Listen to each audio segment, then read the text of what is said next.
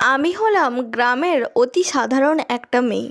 ছোটোবেলা থেকেই বিভিন্ন মাখা খেতে অভ্যস্ত, যেমন আলু মাখা, টমেটো মাখা, ডিম মাখা, বেগুন মাখা। গরম ভাতে সকালে কিংবা সন্ধ্যায় গ্রামের মানুষরা এগুলো খেতেই অভ্যস্ত। প্রকৃতির নিয়মে আমরা বড় হয়ে গেলেও ছোটোবেলার ওই অভ্যেসটা থেকে যায়। যতই আমরা মাছ মাংস খাই না কেন, গরম ভাতে মাখা খেলে কিন্তু একটা আলাদাই শান্তি পাওয়া যায়। ছোটোবেলার সেই কথা মনে পড়ে যেতেই 4টে টমেটো নিয়ে ভালো করে আমি তারপরে ছুরি দিয়ে একটু পেস্ট করে নিয়েছি।